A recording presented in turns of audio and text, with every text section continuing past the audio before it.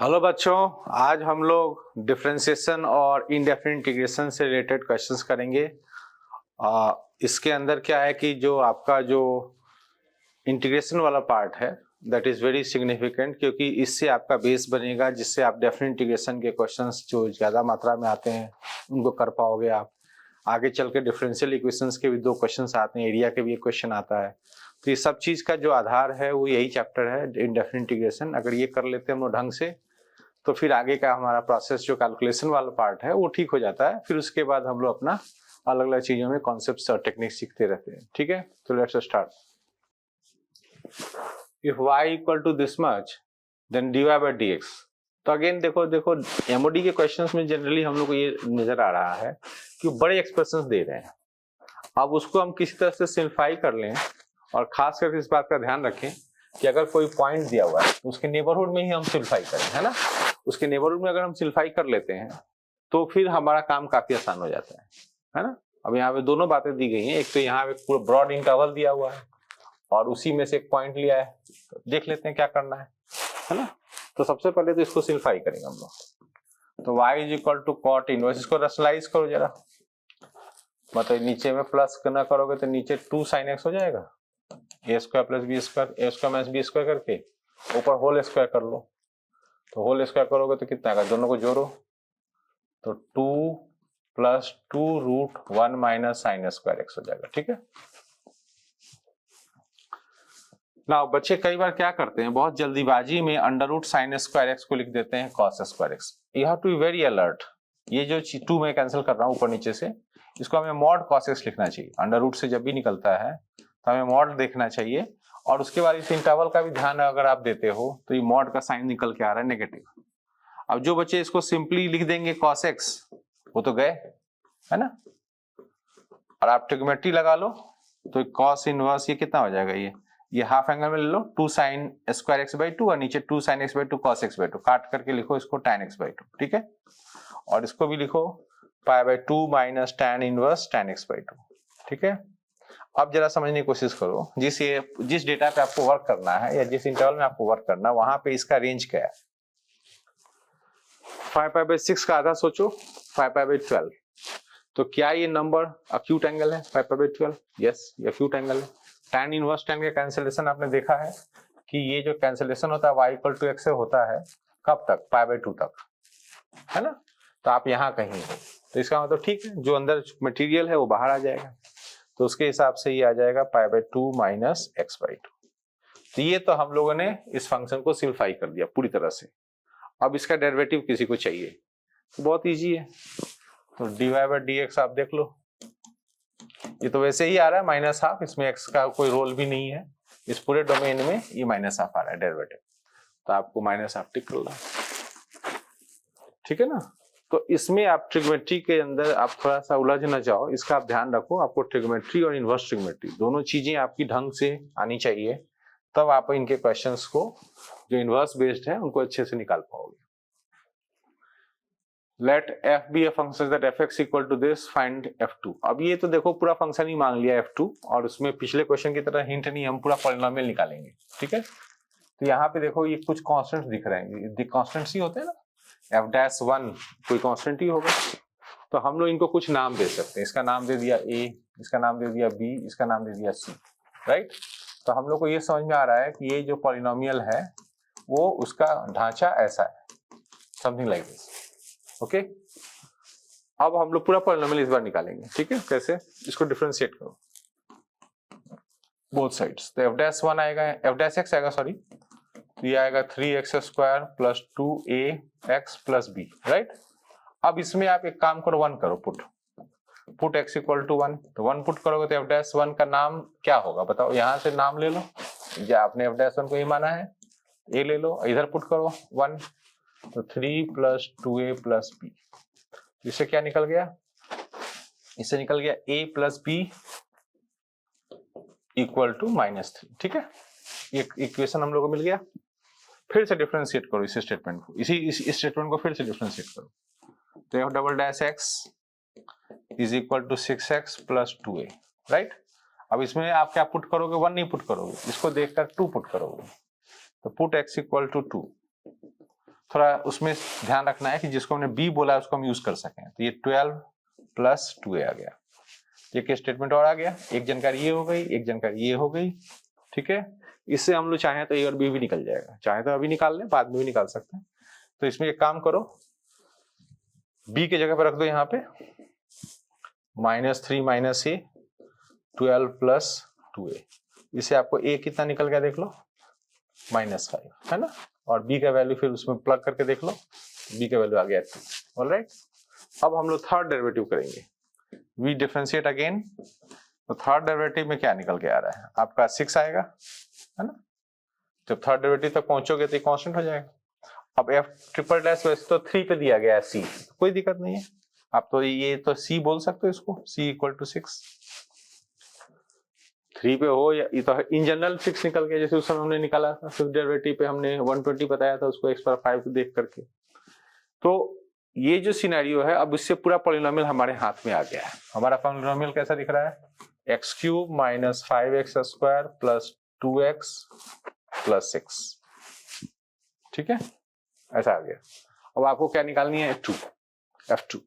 तो f2 डाल दो, तो f2 8 - 10 20 सॉरी +4 + 6 कितना आ गया आपको वैल्यू, ये देखो आप -2 आ गया। तो ये आपका आंसर होगा, ठीक है। तो इस बार हम लोगों को थोड़ा डिग्री कम था और हमें पूरा पॉलिनोमियल निकालना पड़ेगा, क्योंकि इस बार उस तरह का कोई इनडायरेक्ट हिंट नहीं था कि जैसे वहां f1 0 था, f'1 निकालना था, तो उसमें डिग्री ज्यादा था, उसमें कॉम्प्लिकेशन ज्यादा था अलग तरीके का, बट उसको हम लोगों ने उस तरीके से मैनेज किया। Find the derivative of this with respect to this. तो हमारे पास दो फंक्शन है, एक तो y है मान लीजिए यहाँ पे, और ये z है ना। तो हमें y और z अलग अलग सिंप्लीफाई करना है, ठीक है, बिकॉज ये ऐसे बिना सिंप्लीफाई के डिफरेंशिएट नहीं करना हम लोग। तो इस वाले में y वाले में मैं पुट कर देता हूँ x की जगह पे tan थीटा, ठीक है। तो y = tan इनवर्स, ये कितना हो जाएगा sec थीटा -1 -π/2 के डोमेन में करेंगे हम लोग ये सब, और ये आ जाएगा तुम्हारा tan थीटा। तो कितना बन रहा है, tan इनवर्स 1 - cos θ sin θ, ठीक है। तो ये हो गया tan इनवर्स, अभी किया था हमने, tan x/2 हो गया। और x/2 किस जगह पे आप स्टडी कर रहे हो, वैसे दुनिया भर में कर सकते हैं हम लोग, लेकिन हमें तो करना है x = ½ के आसपास। तो x = ½ के आसपास मतलब 1/4 के हिसाब से आपको सोचना है। तो 1/4 एक्यूट एंगल है, कोई दिक्कत नहीं है, तो आप आराम से इसको x/2 लिख सकते हो।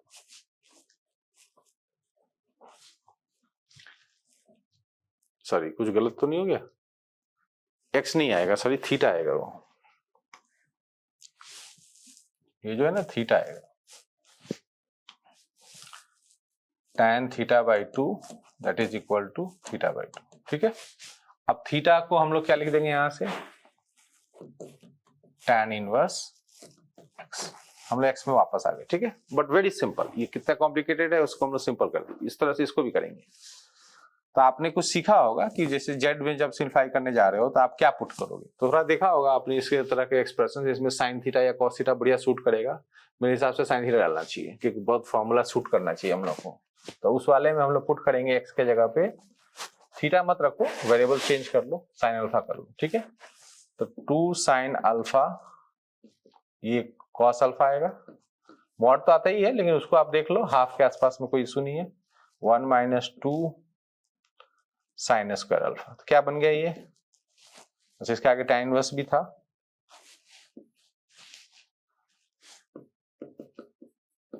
तो क्या बन गया ये tan इनवर्स, ये sin 2 अल्फा और नीचे cos 2 अल्फा, तो ये tan 2 अल्फा बन गया, isn't it? अब tan 2 अल्फा के बाद अब 2 अल्फा के बारे में सोचो, तो जो एंगल आप यूज कर रहे हो x = ½ के नाम पे कितना होगा, ये हाफ के नाम पे सोचो, हाफ के नाम पे ये होगा π/6, है ना। π/6 का डबल भी करोगे तो कोई प्रॉब्लम नहीं, π/3 है, कोई इशू नहीं है, इसको 2 अल्फा आप लिख सकते हो। और फाइनली इसको लिख दो 2 sin इनवर्स x, ठीक है। तो y और z को दोनों को हम लोग x में ले आए। अब dy/dz निकालना है, दोनों को डिफरेंशिएट करेंगे हम लोग विथ रिस्पेक्ट टू x। तो इसको डिफरेंशिएट किया ऊपर और z को नीचे डिफरेंशिएट करते हैं, 2 upon under root 1 minus x square. ठीक है, अब इसमें आप क्या पुट करोगे, पुट कर लो x इक्वल टू हाफ, आपका आंसर आना चाहिए, है ना। तो आप देख लेना x equal to half put करके जो आंसर है वो आ गया होगा। ठीक है, तो इस प्रकार से हम लोगों को इनवर्स ट्रिग्नोमेट्री के क्वेश्चंस को एमओडी में लेने से थोड़ा इनवर्स ट्रिग्नोमेट्री भी रिवाइज हो गया, है ना, कि कैसे चीजों को सिंप्लीफाई की जाती है। और दूसरा एमओडी के जो क्वेश्चंस जो सिंपल अलजेब्रा वाले होते हैं कैलकुलेशन में सिंपल होते हैं, लेकिन जो ट्रिग्नोमेट्री वाले होते हैं वो थोड़े कॉम्प्लिकेटेड होते हैं। इन्हीं के सिंप्लिफिकेशन में थोड़ा सा आपको प्रैक्टिस करना चाहिए। अब हम लोग थोड़े इंटीग्रेशन में आ जाते हैं, है ना, इंडेफिनिट करनी है हम लोग को कुछ प्रैक्टिस। अब ये आपको इंटीग्रेट करना है, अल्फा कोई कांस्टेंट है, इंटीग्रेशन का वेरिएबल आप देख लो यहाँ पे है x, है ना, तो इसके हिसाब से थोड़ा सिंप्लीफाई करेंगे हम लोग। ऊपर में जो अंडर रूट है ना, उसको खत्म करने के लिए इसको क्या करो, हाफ एंगल में लो, इसको भी हाफ एंगल में लो, 2 cos square alpha by 2 minus 1 minus 2 cos square x by 2 minus 1 का प्लस 1 हो जाएगा यहाँ dx। ठीक है, यहाँ पे आपका जिस तरह से डोमेन दिया गया है उसके हिसाब से आप देख लो, तो ये साइन x बाई 2 बाहर आ गया और नीचे आ गया आपका cos square alpha by 2 minus cos square x by 2। अब आपको क्लिक कर गया होगा कि कैसे इंटीग्रेट होगा, सिंपल है, आपको cos x बाई 2 को रख देना है t, उसका डेरिवेटिव आपको ऊपर दिख रहा है ना, इसका cos x बाई 2 का डेरिवेटिव ऊपर दिख रहा है। वो मोटिवेशन फैक्टर था कि हमने cos को क्यों पुट किया, cos को इसलिए पुट किया डेरिवेटिव ऊपर से क्लीन हो जाएगा और फर्दर ये क्या बन जाएगा, minus of dt upon under root. तो cos स्क्वायर अल्फा से आपको घबराना नहीं है, ये तो कांस्टेंट है ना। तो आपको जो फॉर्मूला पढ़ते हो ना आप, dx अपॉन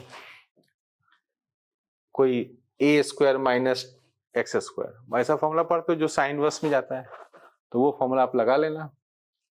तो उस तरीके का आपका रिजल्ट यहाँ पे देखो दिख रहा है साइन वर्स में कोई, तो उस तरह का फाइनली आपको मिल जाएगा।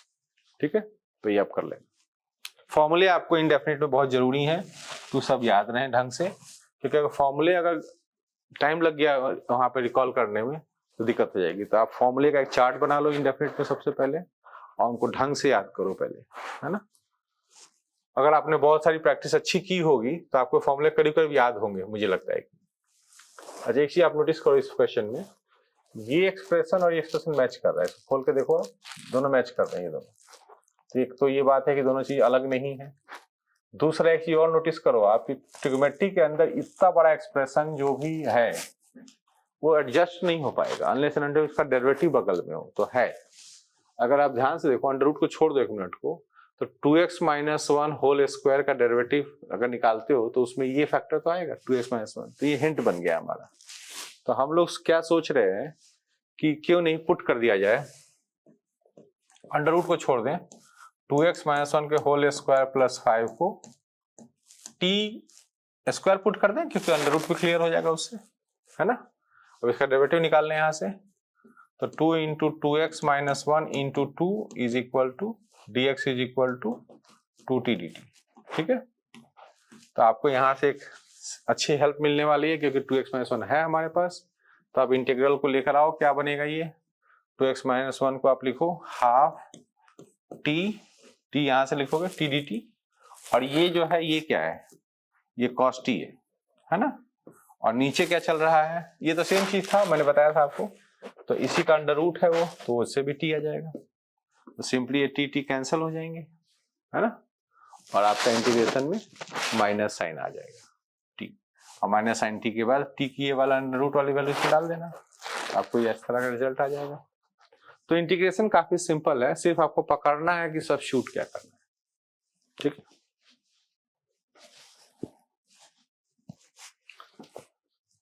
Late fx equal to this gx। अब इसमें देखो फंक्शन का कॉन्सेप्ट इसमें इन्वॉल्व है, इंटीग्रेशन तो बाद में आएगा, पहले gx आएगा। gx में कई बार कंपोज कर रहे हैं f, तो f को कई बार कंपोज कर रहे हैं, तो देखो अगर आपको इसमें लेना है आइडिया कि n बार कंपोज कर क्या होगा, तो जरूर कोई पैटर्न बन रहा होगा f में, अगर कंपोज कर रहे हैं। जैसे मैं एक बार f ऑफ f निकालते हूँ, f ऑफ x निकालने जाते हो आप, तो क्या करते हो आप, f को उठा के f में ही डालते हो, तो f तो ये है, तो x upon 1 plus x power n power 1/n, ये तो हो गया f, इसको आप उठा करके इसी में भरनी है। तो डिनोमिनेटर में क्या होगा जरा देखना, इस पूरे क्वांटिटी का पावर n रेज होगा, तो x power n upon 1 plus x power n ऐसा हो जाएगा, whole raise to power 1/n। थोड़ा ढंग से लिख लो आप, अगर आपको नहीं समझ में आ रही है तो।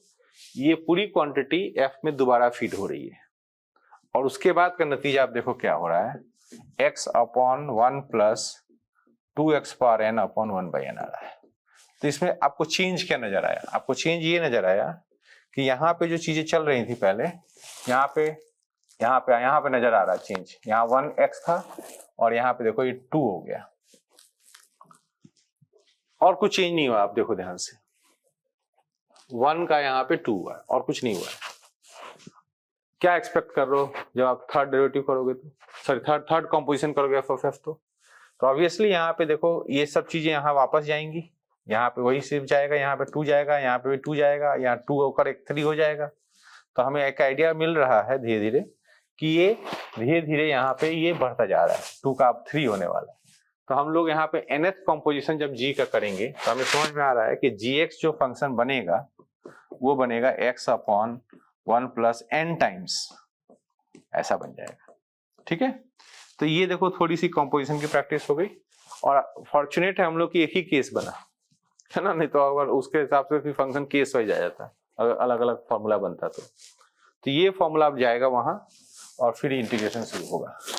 तो इसके इंटीग्रेशन में आप जाओ, और मुझे लग रहा है कि बहुत आनंद आएगा, क्योंकि x मिल करके यहाँ पे डिनोमिनेटर का डेरिवेटिव बन जाएगा।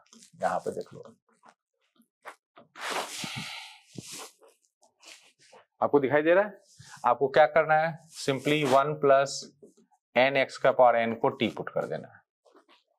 आप देख सकते हो इसका डेरिवेटिव में न्यूमरेटर में आ रहा है चीजें, n स्क्वायर x का power n minus 1 dx equal to dt आ रहा है, दिख रहा है। अगर आप चाहते तो t के जगह पे t का पावर n भी डाल सकते थे आप सब्स्टिट्यूशन में, पर ठीक है, अब इट्स ओके, आप वहां पे आराम से क्लियर कर लोगे। 1/n square dt upon t का पावर 1/n, ये क्वाइट इजी टू इंटीग्रेट, उसके बाद अपना करके आंसर ले लेना। तो मेनली इसमें जैसे कि फंक्शन निकालने का कार्यक्रम चल रहा है, कि अगर फंक्शन अगर आप ढंग से निकाल लेते हो तो आपका काम हो जाएगा। अगर आप सोच रहे हो कि मैं कंपोजिशन कैसे करूंगा n बार, तो इसका मतलब कि कहीं तरह ना कहीं कंपोजिशन का नॉलेज कम पड़ रहा है। जो आपको लग रहा है कि यहाँ पे कोई सिंप्लीफिकेशन होगा तो कोई पैटर्न 1 या 2 स्टेप करने से ही मिल जाएगा, ऐसा नहीं कि आपको n टाइम्स कंपोज करना है। नाउ कंसीडर दिस इंटीग्रल, इसमें एक बड़ा एक्सप्रेशन दिया गया है, तो कोई घबराने की बात नहीं, धीरे धीरे हम काम करेंगे। इसमें क्या काम किया जा सकता है, जैसे कि यहाँ पे sin 2 थीटा है और यहाँ पे 1 माइनस cos 2 थीटा, इनके हम थोड़े सिंप्लीफिकेशन कर सकते हैं थोड़ी बहुत, और हमें ऐसा लग रहा है कि कुछ चीजें कैंसिल हो जाएंगी। कैसे, जैसे ये देखो, इस पूरे चीज को देखो आप, यहाँ से इसको 2 sin थीटा cos थीटा लिख लो इसको, और इसको क्या लिखोगे आप, इसको हटा करके 2 sin स्क्वायर थीटा, राइट। तो आपको लग रहा है कि ये 2 sin स्क्वायर थीटा यहाँ से कैंसिल हो जाएगा, कट ही जाएगा, ठीक है, और बाकी सब रह जाएंगे ऐसे। और एक गुड न्यूज भी दिख रहा है, क्या कि यहाँ cos थीटा दिख रहा है और यहाँ पर अंदर में मैक्सिमम एक्सप्रेशन sin थीटा में है, तो हम लोग cos sin थीटा को हटाएंगे। अब तो उतना सिंप्लीफाई करने के बाद sin थीटा को t डाल देंगे, है ना, इससे आपका cos थीटा d थीटा हटेगा यहाँ से और dt बन जाएगा। तो अब आप इंटीग्रल को देखो कैसा बनने वाला है। ये दोनों तो हो गए क्लियर, हमने कर लिया क्लियर, cos थीटा यहाँ से निकल जाएगा, ये बन जाएगा देखो कितना, t6 t4 t square under root of 2t4 3t square plus 6 upon में तो कुछ था ही नहीं, अपॉन तो क्लियर हो चुका है, ठीक है। अब इसमें देखो एक बहुत पुराना जेई एडवांस का क्वेश्चन था, उसमें वही ट्रिक यहाँ पे लगाया गया, जैसे कई बार ऐसा देखने को मिला है कि जेई मेंस में कुछ क्वेश्चंस ऐसे होते हैं जो जेई एडवांस के पुराने क्वेश्चंस के डुप्लीकेट्स होते हैं, थोड़ी मॉडिफिकेशन है। मैं कह सकता हूँ कि ये क्वेश्चन भी पुराने जेई एडवांस के क्वेश्चन का डुप्लीकेट है। आप एक बार चेक करना, जेई एडवांस में क्वेश्चन होगा जो एग्जैक्टली इस तरह के ही एक्सप्रेशन के तौर पे था, डेटा ये नहीं था लेकिन वो पॉलिनोमियल फॉर्मेट में था, वो अलजेब्रिक फंक्शन में था। अब ये देखो इन्होंने क्या किया, केवल उस पर एक ट्रिग्नोमेट्रिक फंक्शन डाल के थोड़ा कवर करके बड़ा बना दिया। अब जिसको इस क्वेश्चन का एक्सपीरियंस है वो समझ जाएगा कि क्या चक्कर है। अब इसमें क्या प्लान था हमारा ट्रिग्नोमेट्री, हमारे इसके अंदर सॉरी जेईई एडवांस क्वेश्चन में, कि इसमें से एक पावर टी का इसमें मिक्स करना था, क्योंकि हमें डेरिवेटिव भी सेट करना है। तो इसमें से मैं क्या कर रहा हूं, एक पावर टी का निकाल करके, है ना, एक पावर टी का निकाल करके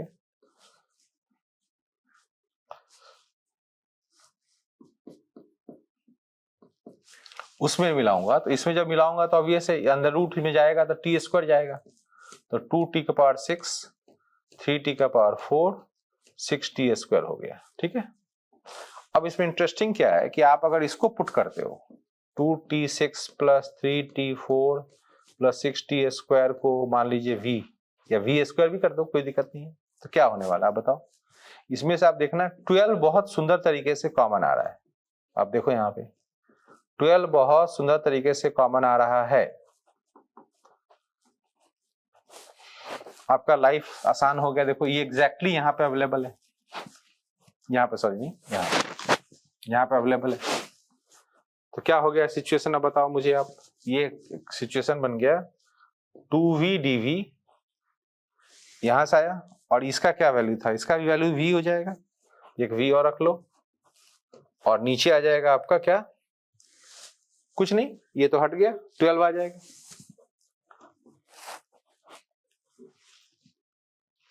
अब आराम से इंटीग्रेट हो जाएगा, है ना। तो इस तरीके से आप देख सकते हो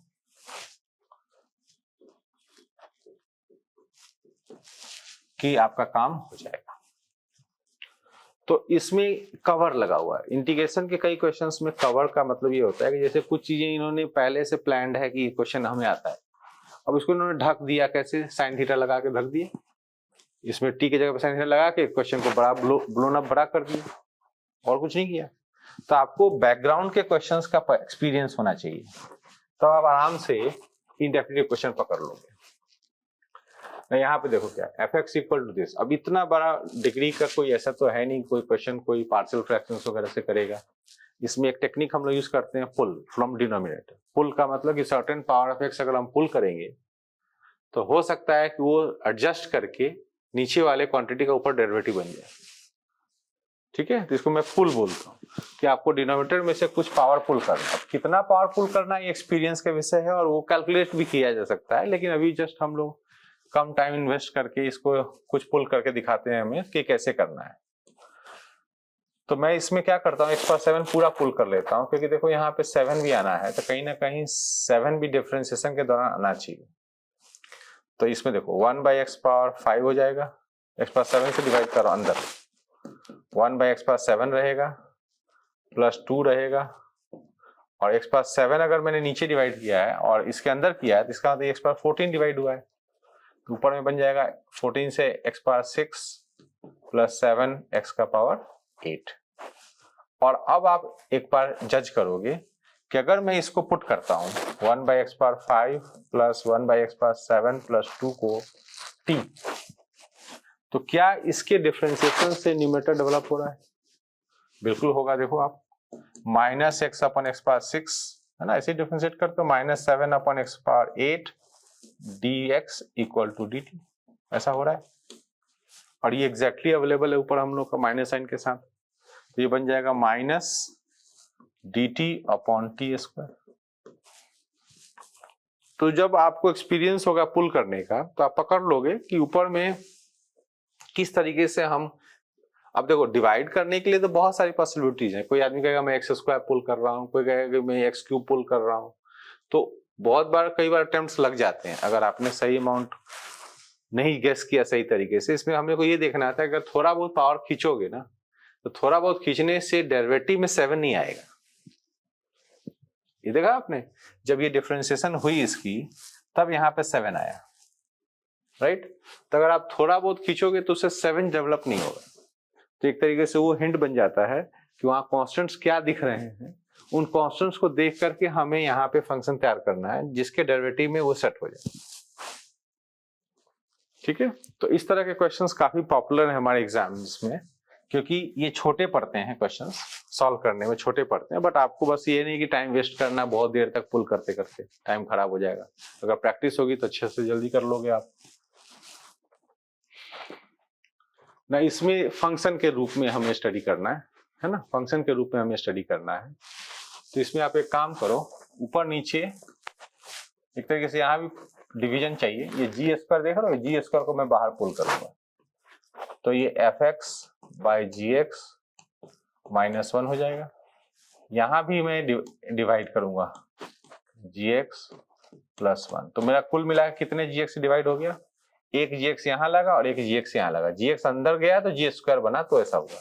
तो 2 बार जी लगा हुआ है यहाँ पे, इसका मतलब ऊपर में क्या लगा, ऊपर में भी हम डिवाइड करेंगे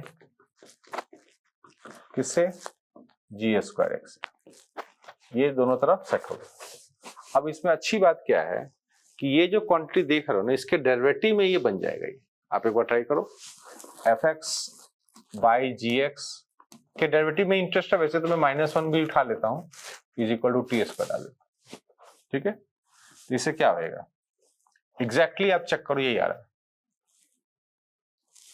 तो ये quantity f dash g minus g dash f upon g square d x equal to 2t dt आ, ठीक है ना। अब आप इसको चेंज करो, क्या क्या करोगे आप, इसको लिखोगे आप 2t dt, नीचे लिखोगे आप +1 करना है, इसमें +1 करना है तो दोनों तरफ आपको 2 जोड़ना पड़ेगा, टी स्क्वायर प्लस 2, और ये क्या है, ये तो एग्जैक्टली टी है, तो ये टी और ये टी कैंसिल हो गया। और फिर आप इसके हिसाब से tan इनवर्स में लिख लो, tan इनवर्स t बाई √2, ठीक है। और फिर उसके बाद आप थोड़ा सिंप्लीफाई कर लेना, ये जैसे √2 बन रहा है, tan इनवर्स बन रहा है, और t जो भी था ये t कितना था, अंडर रूट में कुछ था, F X minus G X by ji X ही था, और एक √2 आपने और डिवाइड किया हुआ, ये देखो ये √2, ये वाला √2, तो ये 2 यहां चला जाएगा प्लस c, ऐसा हो जाएगा। काफी हद तक उसके जैसा लग रहे हैं हम लोग। m और n हम लोग लोकेट कर सकते हैं यहाँ से देख करके कि m भी 2 है और n भी 2 है, m square plus n square इनको चाहिए, तो उसकी वैल्यू कितनी आ जाएगी, 8 आ जाएगी, ठीक है ना। तो यहाँ पे फॉर्म पे ही क्वेश्चन है, इस तरह के फॉर्म्स बहुत सारे हम लोग डिस्कस करते हैं क्लास के दौरान कि किस तरह के फॉर्म्स क्वेश्चंस में होते हैं, लेकिन इसमें क्या है कि एक फॉर्म f बाई जी को लेकर के सब्स्टिट्यूशन करके बनाया जा सकता है इसको।